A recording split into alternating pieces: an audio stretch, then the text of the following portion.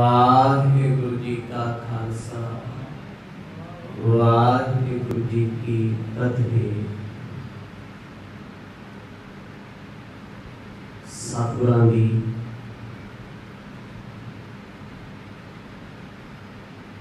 सुहावनी गोद विच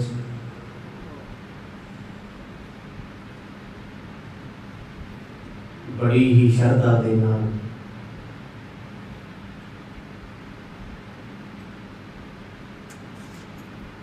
संध्या के दीवाना विच आप जी जुड़ बैठे हो।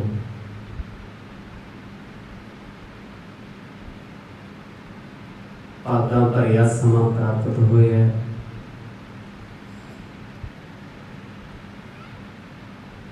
आओ इस समय नूं गुरु कृपा सदका सफला बनाइए।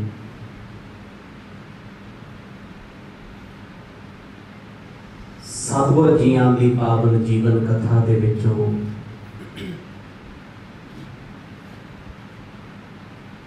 आप जी ने सरवण कीता सी।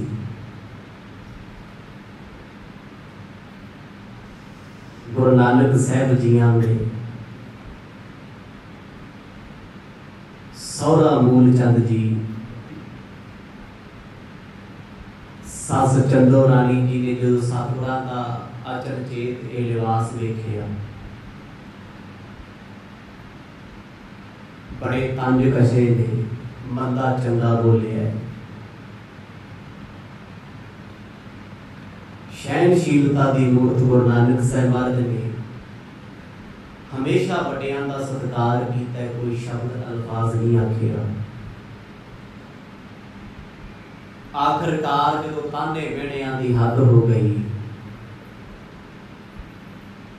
फिर गुरु नानक साहब महाराज जो बार बार सवाल करते हैं सच्चे पातशाह ने सुभावक रसना तो अंतरीब शब्द आखे ने मारू महला पहला मिल मात पिता पिंड कमाया। इन्हां वचनां द्वारा सतगुरां ने उपदेश बख्शिश कीता है। संपूर्ण शब्दां दे अर्थ आप जी ने कल सरवण कीते। आओ की खेडां को करतार सतगुरु वरता रहे ने। कुछ समावन व्यक्तियों को एकाग्र चित बनाइए। प्रेम दी पाओ सांझ गज वज के आखो जी सतनाम श्री वाहिगुरु साहिब जी।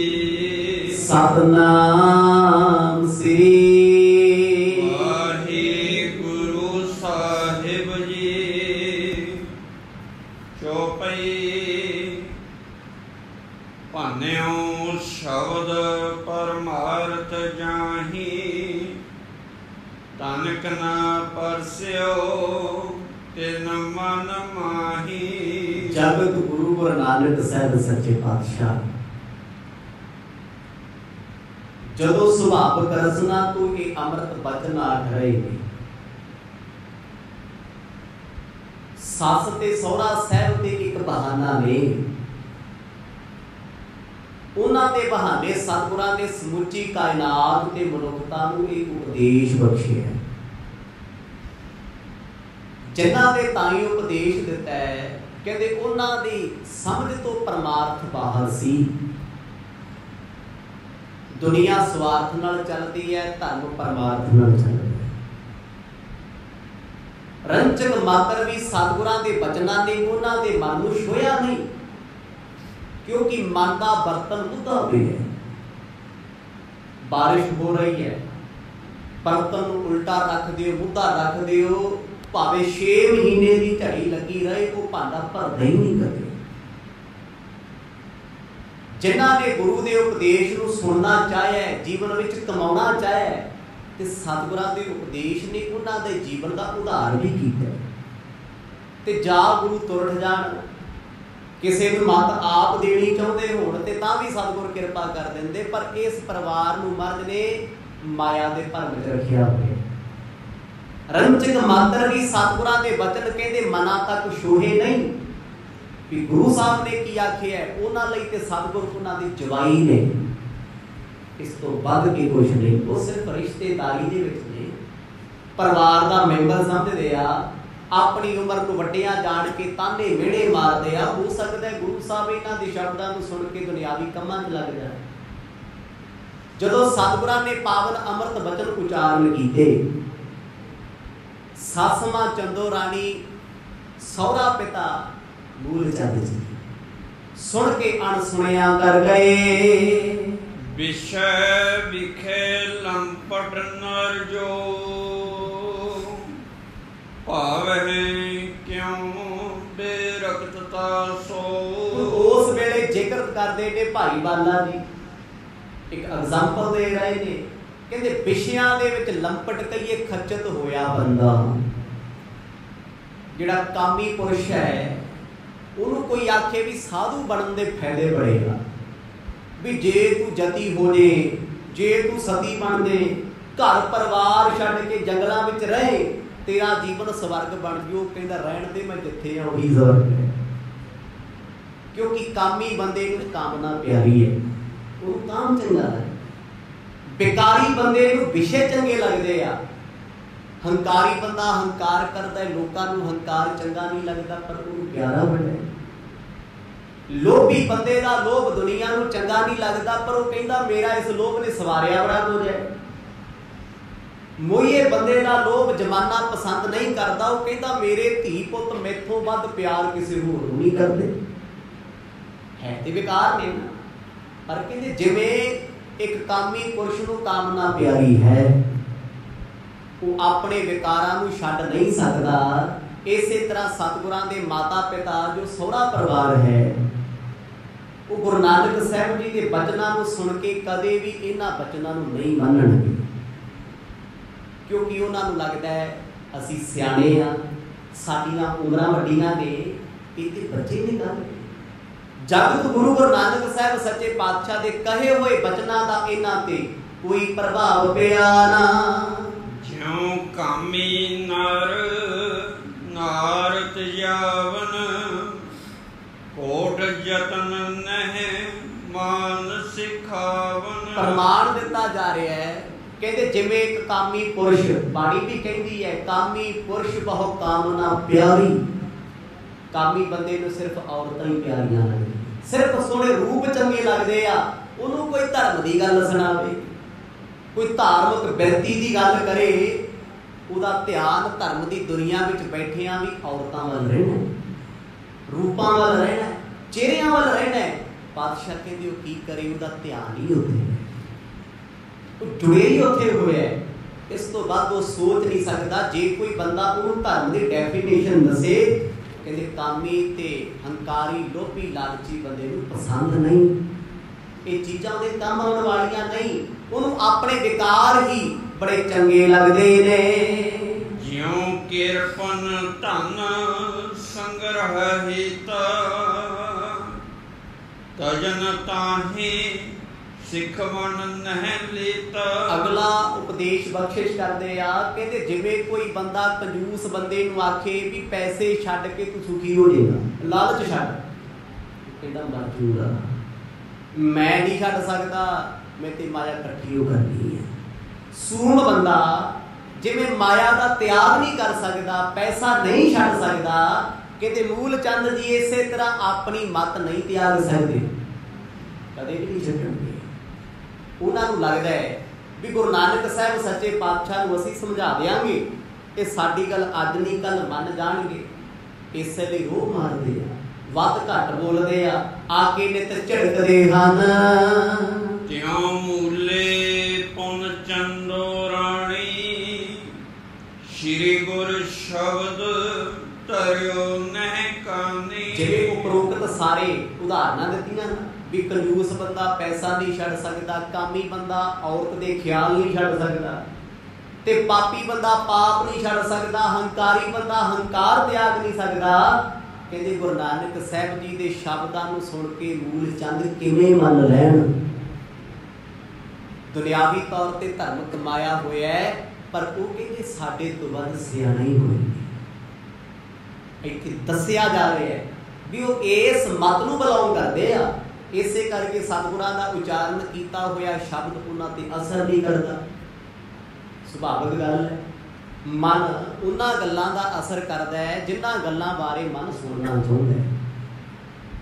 आपां रोज़ संगत विच बैठे हां, जिंदगियां लंघियां गुरुद्वारे जांदे हां, जे आपां अपने वल वेखीए साडे ते किन्ना असर होए? बिल्कुल भी नहीं होया। 1% कोई दुनियावी तौर पर बारों बारों होगा, अंदरों तो वही हाल है। क्यों? क्योंकि असी धर्म नूं सुनिया, धर्म नूं वेखिया, धर्म नूं जानिया, पर धर्म कमाया नहीं, मन्निया नहीं है, जीवन दे विच उतारिया नहीं है। गुरु नानक साहब सच्चे पातशाह दे शब्द कहंदे, सੱਸ ते सहुरे दे दिल च कित्थों वसू, वो ते आप समझाउण आए। आखो सतनाम। ਜਿਹੜਾ ਬੰਦਾ ਤੁਹਾਨੂੰ ਅਕਲ ਦੇ ਰਿਹਾ ਹੈ, ਤੁਹਾਨੂੰ ਸਮਝਾਉਣਾ ਚਾਹੁੰਦਾ ਹੈ, ਤੁਸੀਂ ਸਮਝਾ ਸਕਦੇ ਹੋ। ਇੱਕ ਵਿਅਕਤੀ ਆਪਣੀ ਮੱਤ ਦਾ ਘੋਟਾ ਲਾ ਕੇ ਤੁਹਾਨੂੰ ਮੂਰਖ ਦੱਸਦਾ ਹੈ ਵੀ ਤੁਸੀਂ ਘੱਟ ਅਕਲ ਵਾਲੇ ਹੋ, ਤੁਹਾਡੀ ਸਮਝ ਨਹੀਂ ਆ ਸਕਦਾ। ਜੇ ਤੁਸੀਂ ਆਖੋ ਵੀ ਉਸ ਬੰਦੇ ਨੂੰ ਮੈਂ ਆ ਲਾਭ ਹਾਨੀਆਂ ਦੱਸਦੇ ਹੋ, ਕਹਿੰਦਾ ਚੁੱਪ ਰਹਿ, ਤੈਨੂੰ ਕੀ ਪਤਾ ਹੈ, ਤੂੰ ਕੀ ਜਾਣਦਾ। ਗੁਰੂ ਨਾਨਕ ਸਾਹਿਬ ਸੱਚੇ ਪਾਤਸ਼ਾਹ ਦੇ ਬਚਨ ਸ਼ਬਦ ਹਿਰਦੇ ਵਿੱਚ ਨਹੀਂ ਉਤਰਿਆ। ਉਹ ਬਾਹਰ ਦੀਆਂ ਗੱਲਾਂ ਕਰਦੇ ਸੀ, ਅਜੇ ਵੀ ਬਾਹਰ ਦੀਆਂ ਗੱਲਾਂ ਹੀ ਕਰਦੇ ਨੇ। ਬੋਲੇ ਬਹੁਰ ਕ੍ਰੋਧ ਸੋ ਬੈਨਾ, ਭੇਦ ਨ ਜਾਣੈ ਏ ਗੁਣ ਐਨਾ। ਗੁਰੂ ਸਾਹਿਬ ਦੇ ਬਚਨਾਂ ਨੂੰ ਸੁਣ ਕੇ ਹੋਣਾ ਤੇ ਇਹ ਚਾਹੀਦਾ ਸੀ ਵੀ ਹੱਥ ਜੋੜ ਨਿਮਰਤਾ ਚ ਮਾਫੀ ਮੰਗ ਲੈਂਦੇ, ਸਤਿਕਾਰ ਕਰਦੇ, ਪਰ ਕੰਮ ਹੋਇਆ ਪੁੱਠਾ। ਸਤਿਗੁਰਾਂ ਦੇ ਕੋਮਲ ਬਚਨਾਂ ਨੂੰ ਸੁਣ ਕੇ ਗੁੱਸੇ ਚ ਆ ਗਏ। ਕਹਿੰਦੇ ਸਾਨੂੰ ਗਿਆਨ ਸੁਣਾਉਂਦਾ ਹੈ, ਘਰ-ਬਾਰ ਛੱਡੀ ਫਿਰਦਾ ਹੈ, ਧੀ ਸਾਡੀ ਦੁਖੀ ਹੈ, ਸਾਡੇ ਪਰਿਵਾਰ ਨੂੰ ਸੁੱਖ ਦਾ ਸਾਹ ਨਹੀਂ ਆਉਂਦਾ, ਅਸੀਂ ਸਮਝਾਉਣ ਆਏ ਹਾਂ ਤੇ ਸਾਨੂੰ ਅਕਲ ਦਿੰਦਾ। ਤੁਸੀਂ ਕਿਸੇ ਬੰਦੇ ਨੂੰ ਸਮਝਾਉਣ ਵਾਸਤੇ ਜਾਓ, ਅੱਗੇ ਉਹ ਆਖੇ ਬਹਿ ਜਾ, ਤੈਨੂੰ ਮੈਂ ਦੱਸਦਾ, ਤੈਨੂੰ ਤੇ ਪਤਾ ਕੁਛ ਨਹੀਂ, ਉਹ ਟੁੱਟ ਕੇ ਬਹਿ ਜਾਂਦਾ। ਗੁਰੂ ਨਾਨਕ ਸਾਹਿਬ ਸੱਚੇ ਪਾਤਸ਼ਾਹ ਜੀ ਦੇ ਪ੍ਰਥਾਏ ਮਨ ਵਿੱਚ ਸੋਚ ਕੇ ਮੂਲ ਚੰਦ ਹੋਰ ਗੁੱਸੇ ਵਿੱਚ ਆ ਗਏ। ਦੋਹਰਾ अस विचार के वचन अब भनन लगा हम पास, पूर्व क्यों न विचार्यो जब कीनो करवास। मूलचंद कहते अज सानू ज्ञान सुनाउंदा है, ज्ञान दीयां गल्लां साडे कोल करदा है। मैं फिर बेनती करदे हां, उन्हां दी जिहड़ी बोली है ना वो परवार है। गुरु नानक साहब महाराज उन्हां लई गुरु नहीं ने। वो ये नहीं कहते मर्द सच्चे पातशाह आप जी ने ऐसा वचन क्यों कहता जी, नहीं, वो ते अपना जवाई समझ के ताड़ रहे ने। ते कवि जी ने हूबहू उसे तरह बयान किया है। इहनूं कवि की महानता कही है जो उस समय नूं कलम बंद कर दे भी जिहड़ी गल जिवें होई एक्चुअल विच उदां ही सुनोई है। मूलचंद कहंदे सानूं ज्ञान देण लगे, जे इन्ना ज्ञान तेरे कोल सी, आही कुछ तू करना सी, ते सेरे ला के टुटिया क्यों सी। आखो सतनाम। उतर मत तेरी किथे सी, उदों तेरा ये ज्ञान किथे सी। मर्द ने लिखिया सी ना, लिख दात जोत वडियाई, कहते आ मथे दीयां लकीरां रब ने लिखियां ने, ओदी जोत शरीर दे अंदर वरतदी है। वडियाइयां देण वाला परमात्मा है, जहां दाणे तहां खाणे नानका सच है। कि जे परमात्मा ने कर्मां विच रिजक लिखिया ना ते पत्थर दे कीड़े नूं भी दऊगा, ते जे रोजी नहीं लिखी देशां विदेशां दी ठोकरां भी खा लै, आउणा इत्थे ही पैणी। बड़े लोग तुसीं वेखिओ जिन्हां ने जिंदगी च कदे सोचिया नहीं सी, अज विदेशां दे विच सिटीजन बणी बैठे। इक ओह सी देशां विदेशां विच जिंदगियां लाइयां, फस गए, सक हो गए। बड़ियां नूं संस्थावां ने छड़ाया, बड़ियां नूं जाके सजाए मौत मिल गई, बड़िया ने बड़ा कुछ कमाया कि फिर जीरो दे जीरो, फिर उत्थे ही आ गए, क्योंकि बिना भागां तो प्राप्त होया भी कोल नहीं रहिंदा। मर्द कहते लिख दात जोत वडियाई। हुण मर्द ने तो स्पष्ट कहता सी, भावन तरीब सी कि जो दाते ने लिखिया उही होना। इन्हां नूं आ गया गुस्सा कि दाते ने यह लिखिया है, काम ना करो, परिवार ना पालो, विआह कराओ ते मुड़ के जुम्मेवारी छड्ड भज जाओ। मूलचंद इस एंगल तो सोच रहे हैं। इस करके सतगुरां नूं कुद के झटक के पैंदे आ, कहंदे अज सानूं मत देण आ गए हैं, सानूं ज्ञान देण लग पे है। उदों तेरा ज्ञान किथे सी?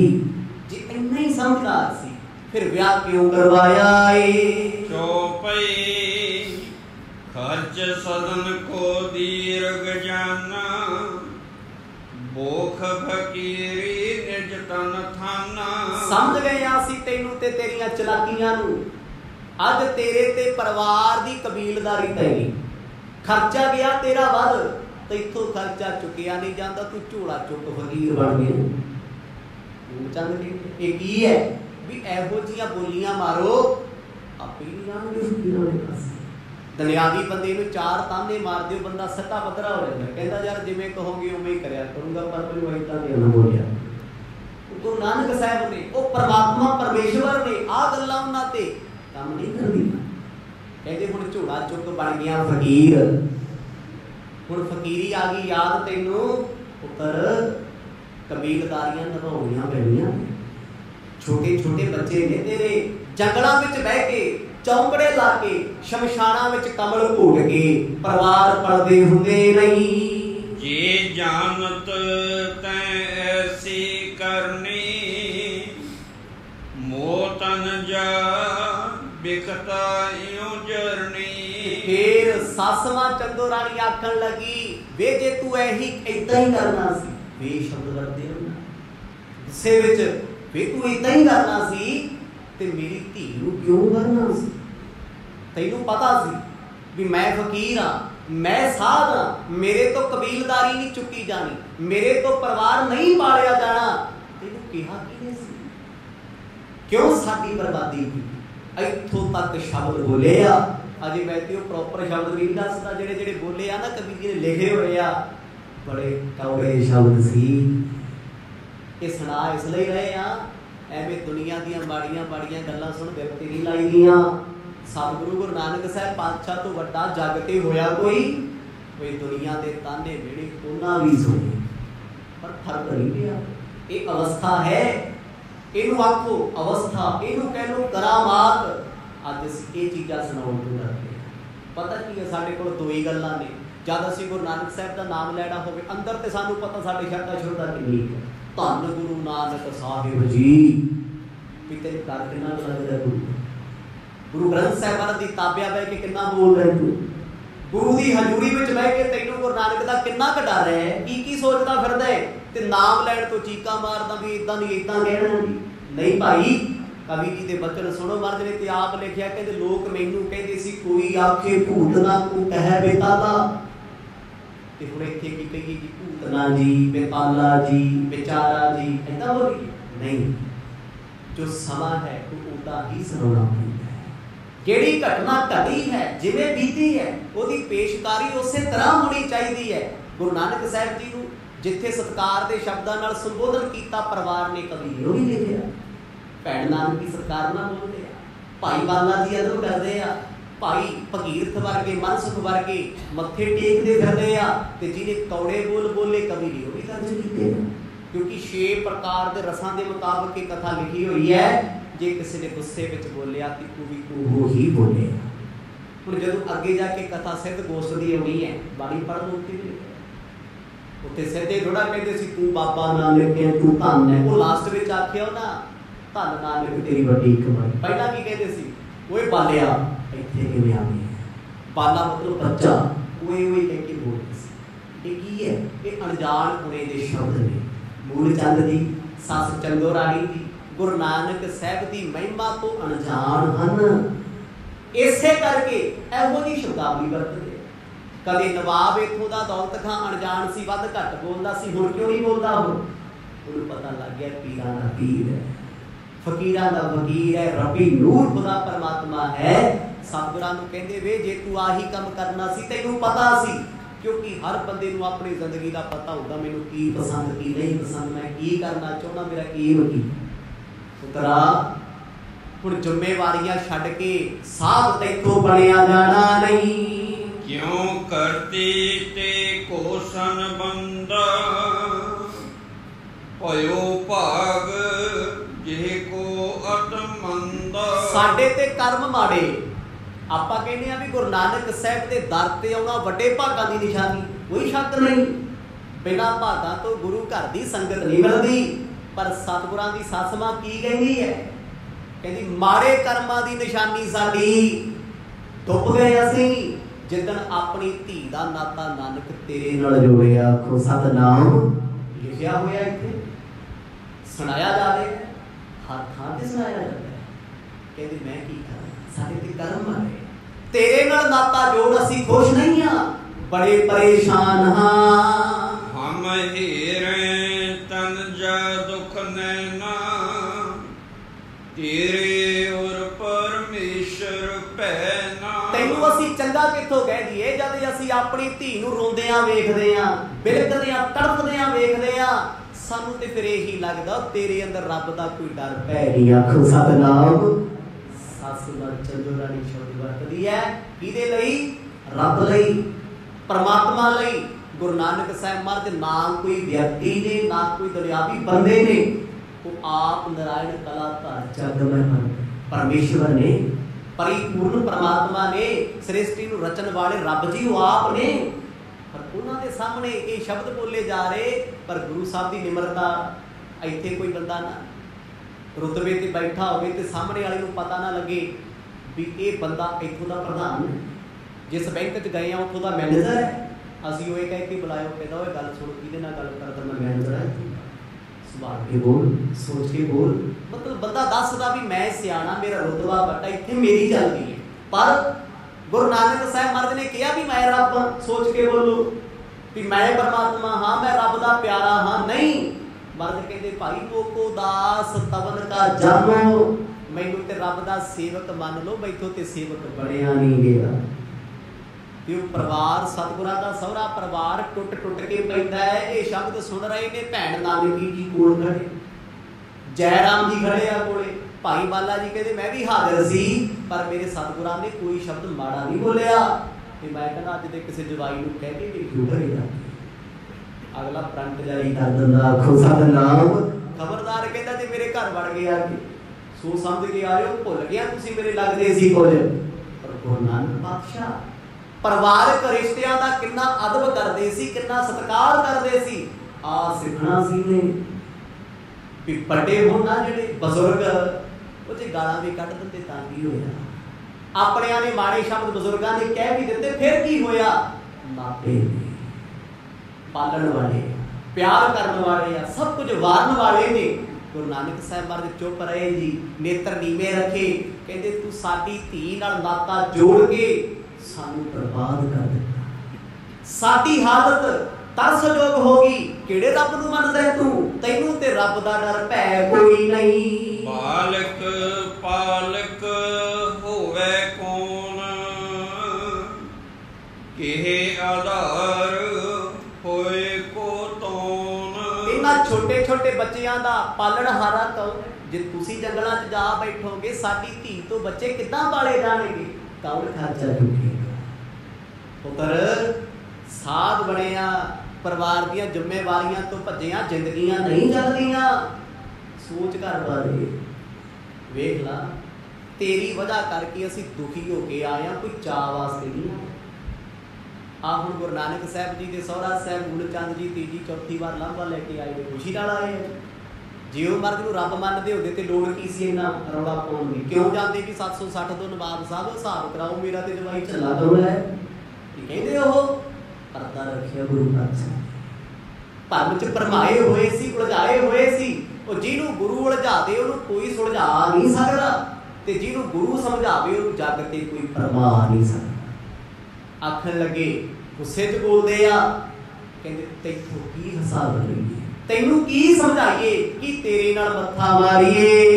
ਜਿਨ ਕੋ ਸੁਧ ਬੁੱਧ ਆਏ ਨਾ ਕੋ, ਦਰਗ ਕਮਾਵਣ ਕੀ ਵਿਦ ਸੋ। ਜਿਸ ਵਿਅਕਤੀ ਨੂੰ, ਜਿਸ ਬੰਦੇ ਨੂੰ ਪੈਸੇ ਕਮਾਉਣ ਦੀ ਅਕਲ ਨਹੀਂ, ਆ ਸ਼ਬਦ ਸੀ ਉਹਨਾਂ ਦੇ, ਜਿਹਨੂੰ ਇਹ ਨਹੀਂ ਪਤਾ ਮੈਂ ਕਿੱਥੇ ਰਹਿਣਾ, ਕਿੱਥੇ ਰਹਿਣਾ, ਕਿਵੇਂ ਸੌਣਾ, ਕੀ ਮੈਂ ਖਾਣਾ, ਕਿਵੇਂ ਮੈਂ ਦੁਨੀਆ 'ਚ ਵਿਚਰਨਾ। ਇਹ ਕਿਉਂ ਕਹਿੰਦੇ ਆ ਜੀ?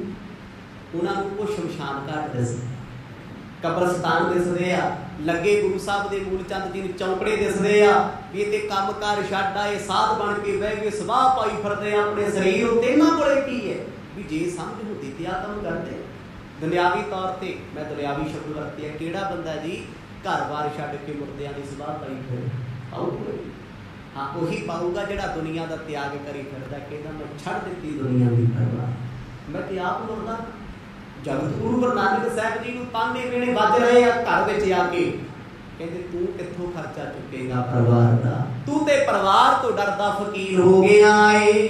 ਤਜ ਭਾਜੇ ਤਿੰਨ ਕੋ ਅਬੈਸੇ, ਜਾਮਨ ਬਸ ਪਰਦੇਸ਼ੀ ਜੈਸੇ। ਚੰਦ ਫੇਰ ਗੁੱਸੇ, ਹੁਣ ਗੁੱਸਾ ਵਧਿਆ ਕਿਉਂ ਹੈ? ਮਰਦ ਨੇ ਸ਼ਬਦ ਉਚਾਰਨ ਕੀਤਾ ਸੀ।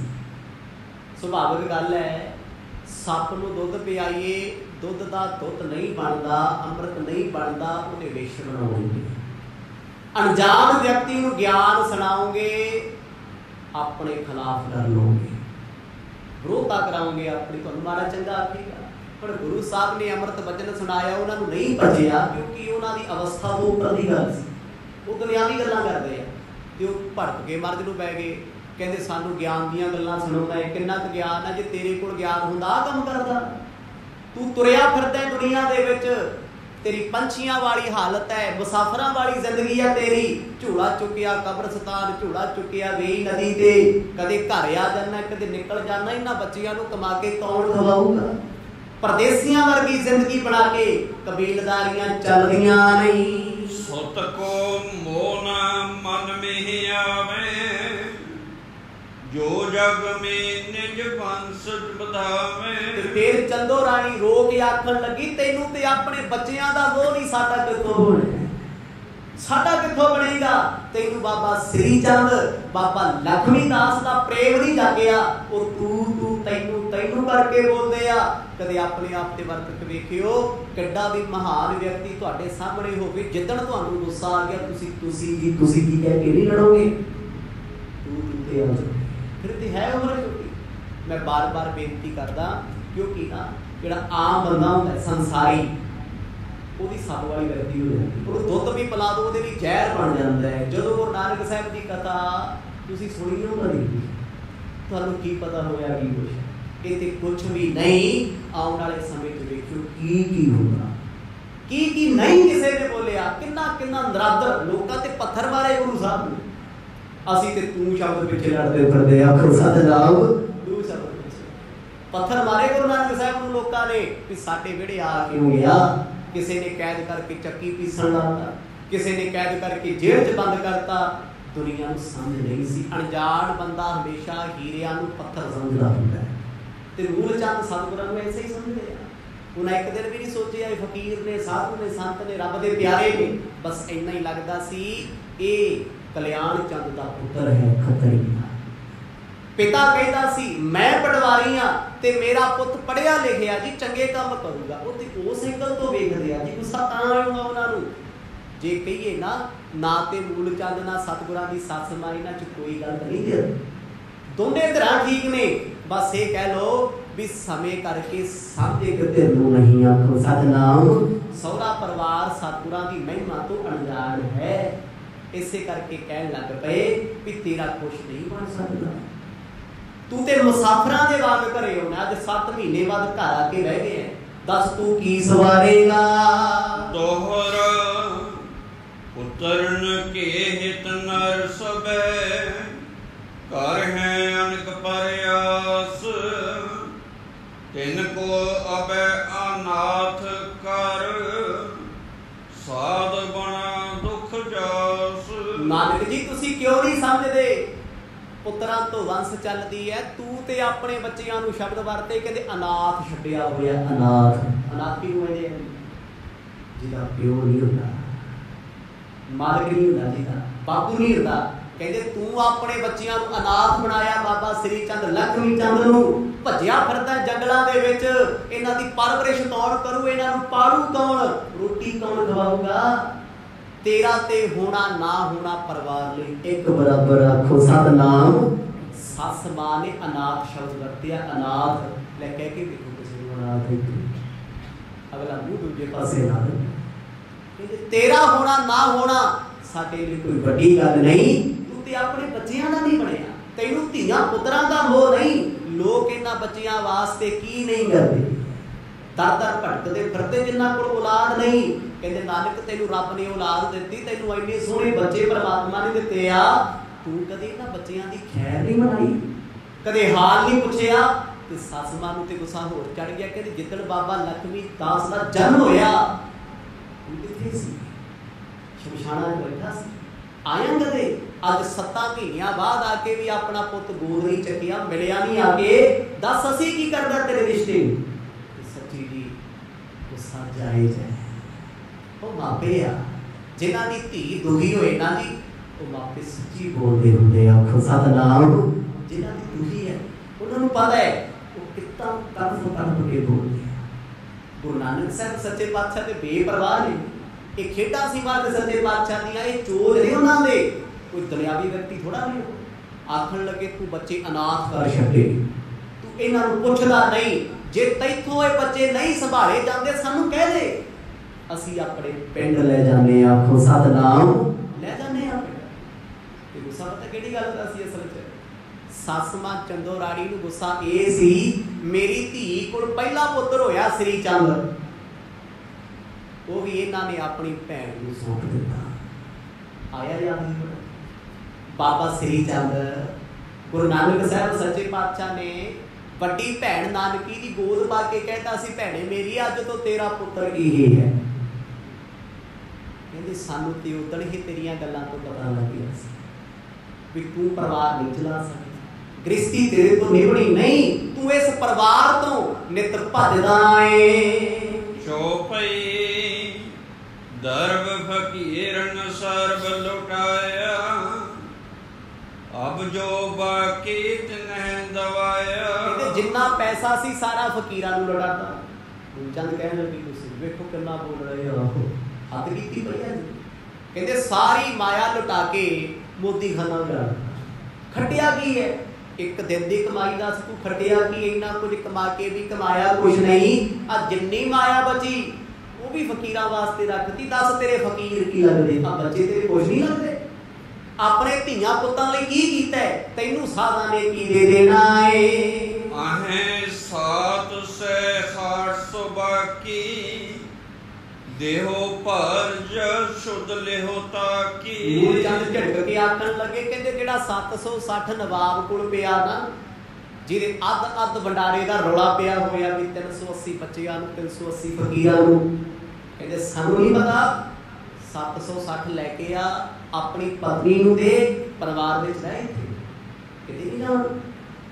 ਧਮਕੀ ਦੇਣ ਲੱਗ ਗਏ, ਝੱਟਣ ਲੱਗ ਗਏ ਗੁਰੂ ਸਾਹਿਬ ਨੂੰ। ਕਿਉਂ ਉਹਨਾਂ ਨੂੰ ਲੱਗਦਾ ਵੀ ਸਾਡੇ ਅੱਗੇ ਬੋਲਦੇ? ਇਹ ਸਮਾਜ ਹੈ, ਕੋਈ ਤੁਹਾਡੀ ਬੇਇੱਜ਼ਤੀ ਕਰੇ, ਕੋਈ ਤੁਹਾਨੂੰ ਕੌੜਾ ਸ਼ਬਦ ਬੋਲੇ, ਕੋਈ ਨੀਚਾ ਵਿਖਾਏ, ਜਦ ਤੱਕ ਚੁੱਪ ਬਣ ਕੇ ਸਹੋਗੇ ਜ਼ਮਾਨਾ ਤੁਹਾਨੂੰ ਹੋਰ ਜਲੀਲ ਕਰੇਗਾ। ਜਿੱਦਣ ਸੱਦੇ ਹੋਗੇ ਨਾ, ਉਹ ਦੁਨੀਆ ਤੀਰ ਵਾਂਗੂ ਸਿੱਧੀ ਹੋਈ ਫਿਰਦੀ, ਬੋਲਣ ਵਾਲੇ ਭੱਜੇ ਫਿਰਦੇ ਅੱਗੇ ਅੱਗੇ। ਪਰ ਕਿਸੇ ਦਾ ਟੌਰਚਰ ਸਹਿਣਾ ਵੀ ਇੱਕ ਪਾਪ ਹੈ। ਇਹਦਾ ਮਤਲਬ ਇਹ ਤਾਂ ਨਹੀਂ ਕਿ ਵੱਡੇ ਆ ਤੇ ਸਹੀ ਜਾਓ ਸਾਰਾ ਕੁਝ, ਵੀ ਕੋਈ ਗੱਲ ਨਹੀਂ ਜੀ ਗਾਂਧੀ ਵਾਂਗੂ ਇੱਧਰ ਵੀ ਥੱਪੜ ਮਾਰੋ ਇੱਧਰ ਵੀ ਮਾਰ ਲੈਣਾ ਭਾਈ ਨਾ। ਵਕਤ ਤੋਂ ਲੋੜ ਤੋਂ ਵੱਧ ਕੇ ਕੋਈ ਇਨਸਾਨ ਭਾਵੇਂ ਵੱਡਾ ਹੈ ਭਾਵੇਂ ਛੋਟਾ ਹੈ, ਜਿੱਥੇ ਤੱਕ ਉਹਦਾ ਲੈਵਲ ਆ ਉੱਥੇ ਤੱਕ ਇੱਜ਼ਤ ਹੈ। ਜਦੋਂ ਲੈਵਲ ਕ੍ਰਾਸ ਕਰਦੇ ਫਿਰ ਇੱਜ਼ਤਾਂ ਨਹੀਂ ਹੁੰਦੀਆਂ। ਜੇ ਹੁਣ ਔਰੰਗਜ਼ੇਬ ਵੇਖਿਆ ਜਾਏ ਉਹ ਕਲਗੀਧਰ ਜੀ ਨਾਲੋਂ ਤੇ 4 ਗੁਣਾ ਵੱਡੀ ਉਮਰ ਸੀ, ਪਰ ਉਹਨੇ ਆਪਣੀ ਇੱਜ਼ਤ ਦਾ ਲੈਵਲ ਵਧਾ ਲਿਆ। ਉਹਦੇ ਪਾਪ ਹੀ ਇੰਨੇ ਹੋ ਗਏ ਤੇ ਫਿਰ ਗੁਰੂ ਪਾਤਸ਼ਾਹ ਨੂੰ ਤਲਵਾਰ ਚੁੱਕਣੀ ਪਈ। ਮੂਲ ਚੰਦ ਬੋਲੀ ਜਾਂਦੇ ਆ ਭਾਈ ਬਾਲਾ ਜੀ ਕਹਿੰਦੇ ਸਾਡੇ ਤੋਂ ਸਿਆ ਨਹੀਂ ਜਾਂਦਾ, ਸਤਿਗੁਰ ਸਹਿ ਲੈ।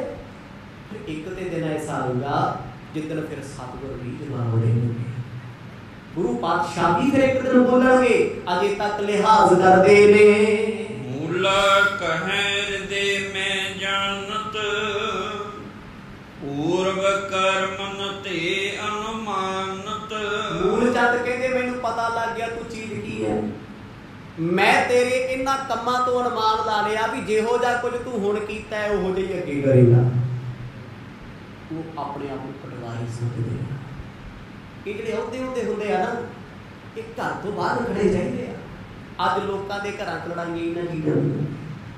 ਬੰਦਾ ਬੈਂਕ 'ਚ ਮੈਨੇਜਰ ਹੈ, ਕਿਸੇ ਆਫਿਸ 'ਚ ਮੈਨੇਜਰ ਹੈ, ਉਹ ਘਰੇ ਵੀ ਆ ਕੇ ਮੈਨੇਜਮੈਂਟ ਕਰੀ ਜਾਂਦਾ। ਫਿਰ ਕੀ ਹੁੰਦਾ? ਸੇਵਾ ਪਾਣੀ ਕਰੂੰਗਾ, ਘਰ ਦੇ ਗਾਲਾਂ ਕੱਢੀ ਜਾਂਦੇ।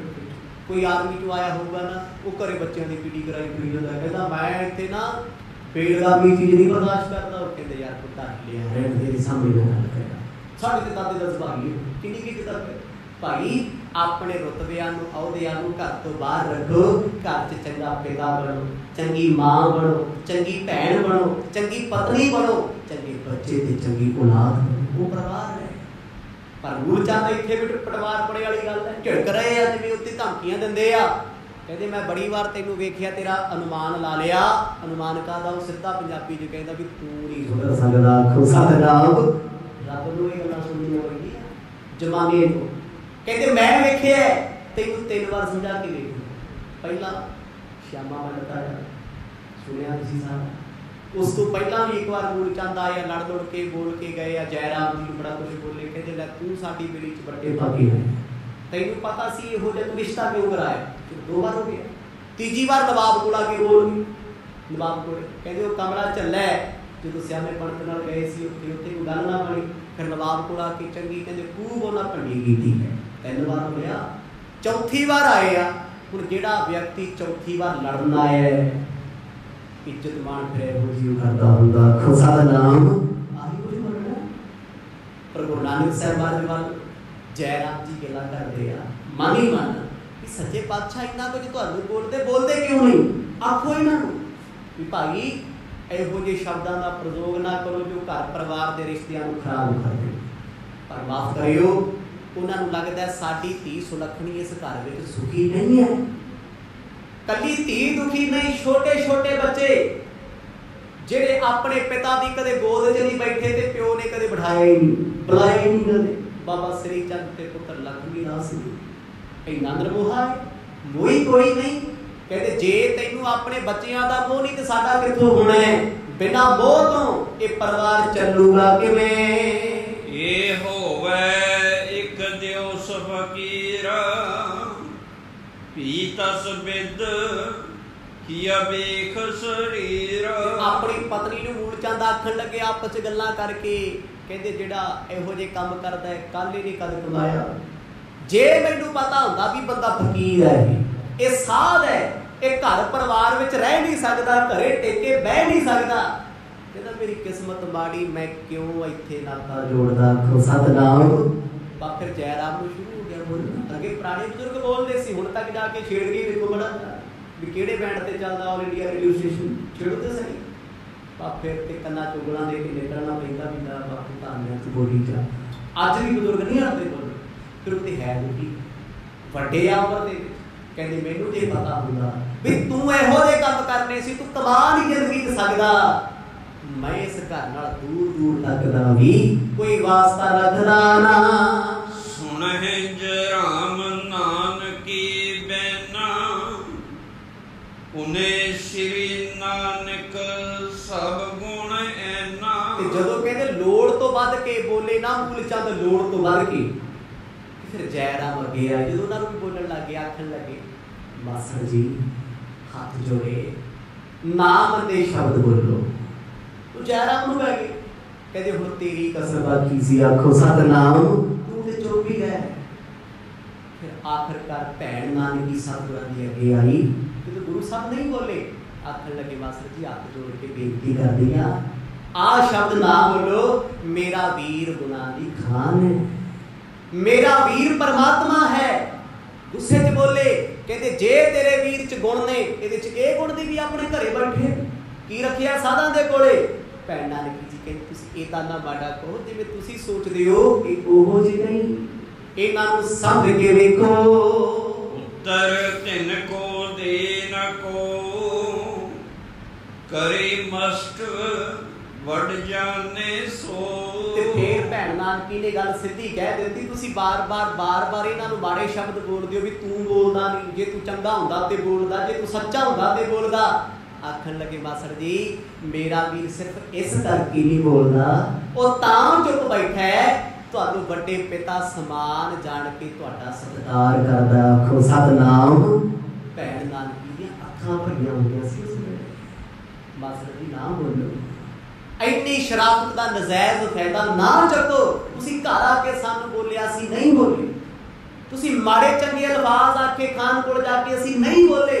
अज तुसीं गुरु नानक साहब नूं माड़े शब्द बोलदे हो, मेरे तो सहे नहीं जाते। दोहर दौलत खान नरेश धन ਭੇਜ ਦਿਓ ਤਿਹ ਕਾਲ ਅਸੀਂ ਆਦਿਕ ਪੁਨ ਤੀਨ ਸੇ ਆਨੇ ਨਿਕਟ ਗੋਪਾਲ। ਜਿਸ ਵੇਲੇ ਇਸ ਖਬਰ ਦਾ ਪਤਾ ਸਮੇਂ ਦੇ ਨਵਾਬ ਨੂੰ ਲੱਗਿਆ, ਨਵਾਬ ਦੌਲਤ ਖਾਨ ਨੂੰ, ਵੀ ਕਲੇਸ਼ ਘਰ 'ਚ ਸ਼ੁਰੂ ਹੋ ਗਿਆ, ਕੀਤਾ ਕਿਹਨੇ ਹੈ? ਮੂਲ ਚੰਦ ਜੀ। ਤੇ ਸਮੇਂ ਦੇ ਨਵਾਬ ਨੇ ਉਸੇ ਵੇਲੇ ਆਪਣਾ ਸਿਪਾਹੀ ਭੇਜਿਆ, 380 ਰੁਪਏ ਘਰੇ ਭੇਜ ਦਿੱਤੇ। ਕਿਉਂ ਭੇਜੇ? ਵੀ ਲੜਾਈ, ਡਾਂਗ ਡੰਡਾ, ਪੈਸੇ ਕਰਕੇ। ਆਖੋ ਸਤਨਾਮ। ਮੂਲ ਚੰਦ ਜੀ ਦਾ ਪਾਰਾ ਇੰਨਾ ਹਾਈ ਕਿਉਂ ਹੈ? ਵੇਖੋ, ਇਹ ਪ੍ਰਸੰਗ ਨੇ ਸੁਣਾਉਣ ਨੂੰ ਮੈਂ ਸਿੱਧਾ ਸੁਣਾ ਕੇ ਆਉਂਦੇ ਜਾਂਦਾ ਵੀ ਉਹਨਾਂ ਗਾਲਾਂ ਕੱਢੀਆਂ, ਮਾੜਾ ਬੋਲਿਆ, ਪਰ ਤੁਹਾਡੇ ਅੰਦਰ ਸਵਾਲ ਰਹਿ ਜਾਣਗੇ ਕਿ ਲੜਾਈ ਕਿਸ ਗੱਲ ਦੀ ਸੀ? ਗੁਰੂ ਸਾਹਿਬ ਨੂੰ ਮਾੜਾ ਕਿਉਂ ਬੋਲ ਗਏ? ਭਾਈ ਆ ਕਾਰਨ ਨੇ। ਇਹ ਇਕੱਲਾ ਇਹ ਨਹੀਂ ਕਿ ਤੁਸੀਂ ਆ ਪੋਥੀ ਕਿਉਂ ਸੁਣ ਰਹੇ ਹੋ, ਬਹੁਤ ਔਖਾ ਸੁਣਾ। ਨਾਨਕ ਪ੍ਰਕਾਸ਼ ਦੀ ਪਾਵਨ ਕਥਾ ਦੇ ਵਿੱਚ ਵੀ ਕਈ ਉਕਾਈਆਂ ਨੇ, ਤੇ ਜਦੋਂ ਇਸ ਕਥਾ ਨੂੰ ਸੁਣਾਉਣਾ ਪੈਂਦਾ ਫਿਰ ਤਵਾਰੀਖ ਗੁਰੂ ਖਾਲਸਾ, ਉਹਦੇ ਵਿੱਚ ਵੀ ਕਿਤੇ ਹਵਾਲੇ ਕਰਦੇ। ਤਵਾਰੀਖ ਗੁਰੂ ਨਾਨਕ ਸਾਹਿਬ ਸੱਚੇ ਪਾਤਸ਼ਾਹ ਜੀ ਦੀ ਗਿਆਨੀ ਗਿਆਨ ਸਿੰਘ ਦੀ ਲਿਖੀ ਹੋਈ, ਉਹਦੇ ਪ੍ਰਸੰਗਾਂ ਨੂੰ ਉਹਦੇ ਨਾਲ ਮਿਲਾਉਣਾ ਪੈਂਦਾ। ਜੇ ਕਿਤੇ ਕਿਸੇ ਪ੍ਰਸੰਗ ਵਿੱਚ ਉਣਤਾਈ ਹੋਵੇ ਉਹਨੂੰ ਰਿਜੈਕਟ ਕਰਨਾ, ਤੇ ਫਿਰ ਉਹ ਜਿਹੜੇ ਸ਼ਬਦ ਚੱਲਦੇ ਆ ਉਹਨਾਂ ਦੀ ਬਾਣੀ ਦੀ ਰੌਸ਼ਨੀ 'ਚ ਕਥਾ ਕਰਨੀ। ਇਹ ਸੌਖਾ ਨਹੀਂ ਹੁੰਦਾ ਵੀ ਪੋਥੀ ਲੈ ਕੇ ਬਹਿ ਕੇ ਪੜ੍ਹ ਲਿਆ ਤੇ ਸੁਣਾਤਾ, ਬੜਾ ਔਖਾ ਕੰਮ ਹੈ। ਮੈਂ ਤਾਂ ਕਿਹਾ ਹੈ ਕਿਉਂਕਿ ਮਗਜ ਮਾਰਨ ਵਾਲੇ ਮੈਨੂੰ ਬੜੇ ਮਿਲ ਜਾਂਦੇ ਕਈ ਵਾਰ, ਬੜੀ ਛੇਤੀ ਕਹਿ ਦਿੰਦੇ ਤੁਸੀਂ ਆ ਇੱਦਾਂ ਸੁਣਾ, ਤਾਂ ਮੈਂ ਕਹਿੰਦਾ ਭਾਈ ਤੂੰ ਸੁਣਾ ਦਿਆ ਕਰ, ਲੈ ਤੂੰ ਬਹਿ ਜਾ ਕੇ, ਤੂੰ ਬੋਲਿਆ ਕਰ। ਮੱਤ ਦੇਣੀ ਬੜੀ ਸੌਖੀ ਹੈ ਤੇ ਬਹਿ ਕੇ ਬੋਲਣਾ ਬੜਾ ਔਖਾ। ਮੈਂ ਆਪਣੇ ਸ਼ਬਦਾਂ ਦਾ ਜਵਾਬ ਦੇ ਹਾਂ ਹਰ ਥਾਂ ਤੇ। ਜੋ ਮੈਂ ਬੋਲਿਆ ਨਾ, ਮੈਂ ਜ਼ਿੰਮੇਵਾਰ ਹਾਂ ਸ਼ਬਦ, ਮੈਨੂੰ ਪਤਾ ਹੈ। ਮੈਂ ਇੱਥੇ ਮੈਨੂੰ ਸ਼ਬਦ ਹੰਕਾਰ ਵਾਲਾ ਨਹੀਂ ਵਰਤਦਾ, ਸਿਰਫ ਇੱਕ ਸੋਝੀ ਵਾਚਕ। ਮੈਨੂੰ ਇਸ ਗੱਲ ਦਾ ਪਤਾ, ਮੈਂ ਜੋ ਗੱਲ ਸੁਣਾਈ ਉਹ ਕਿੱਥੇ ਲਿਖੀ, ਕਿਉਂ ਲਿਖੀ, ਕਿਹਨੇ ਲਿਖੀ, ਕਿਵੇਂ ਲਿਖੀ। ਤੇ ਇੰਨੀ ਸੰਗਤ ਵਿੱਚ ਕੋਈ ਮੂਰਖ ਨਹੀਂ ਬੈਠਾ। ਜਿਹੜੇ ਸੁਣ ਬੈਠੇ ਆ ਨਾ, ਪੜ੍ਹੇ ਲਿਖੇ ਬੈਠੇ ਆ, ਤੇ ਵਿਦੇਸ਼ਾਂ 'ਚ ਜਿਹੜੇ ਸੁਣਦੇ ਉਹ ਸਿਆਣੇ ਬੈਠੇ ਆ। ਸਭ ਨੂੰ ਪਤਾ ਵੀ ਜੋ ਸੁਣਾਇਆ ਜਾਂਦਾ ਕਿਹੜੇ ਗ੍ਰੰਥ 'ਚ, ਕਦੋਂ, ਕਿਵੇਂ, ਕਿਹਨੇ ਲਿਖਿਆ ਹੋਇਆ। ਜਦ ਗੁਰੂ ਨਾਨਕ ਸਾਹਿਬ ਸੱਚੇ ਪਾਤਸ਼ਾਹ ਨੂੰ ਮਾੜੇ ਸ਼ਬਦਾਂ ਦੀ ਝੜੀ ਲਾ ਦਿੱਤੀ ਬੋਲ ਬੋਲ ਕੇ, ਪਰ ਜਿਸ ਵੇਲੇ ਭੈਣ ਨਾਨਕੀ ਅੱਗੇ ਆ ਕੇ ਵਾਂਗਲੋਰ ਸਾਂਭ ਕੇ ਬੈਠੇ ਆ ਨਾ, ਚੁੱਪ ਹੋ ਗਏ ਸਾਰੇ। ਨਾ ਹੁਣ ਮੂਲ ਚੰਦ ਬੋਲੇ, ਨਾ ਸੱਸ ਚੰਦੋ ਰਾਣੀ ਬੋਲੀ, ਚੁੱਪਚਾਪ ਹੋ ਗਏ।